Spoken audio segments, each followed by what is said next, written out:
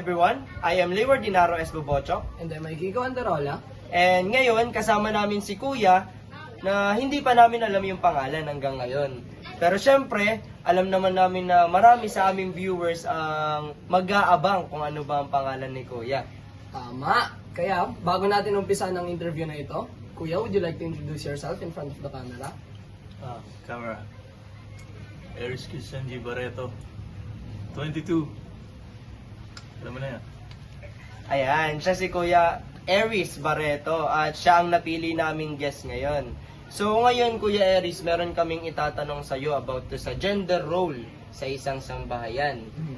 So ayun, meron lang naman kaming dalawang katanungan at pwedeng magtagalog, Siyempre, Tagalog yun. Ay, English yung question namin pero pwedeng Tagalogin yung sagot. Ano?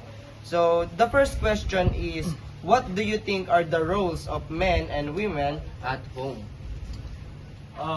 For me,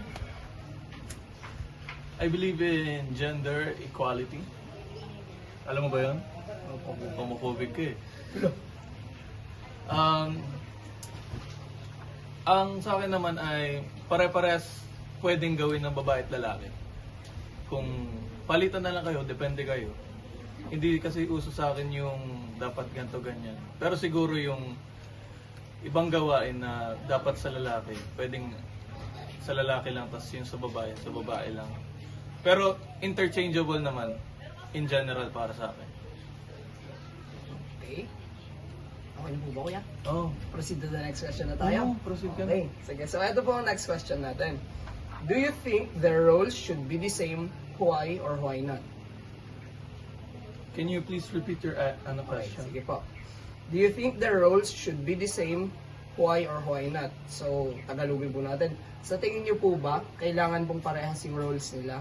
Bakit o bakit hindi? Oo naman. Kasi kunwari, mag-asawa kayo. Sa isang bahay, hindi naman pwede sa isa lang yung gagawa. Tama. Tulad sa relasyon, dalawa kayo para mag-work yan.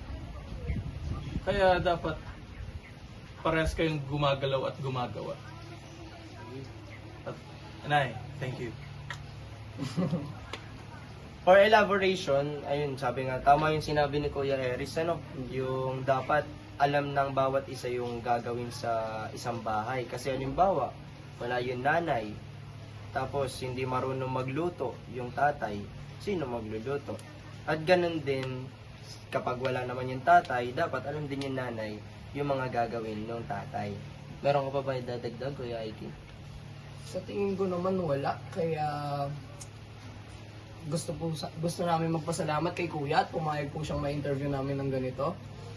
Hindi nga po namin alam kung ano pa yung gagawin niya pagkatapos na itong interview na to. Kaya Kuya, maraming salamat po talaga. Maraming salamat.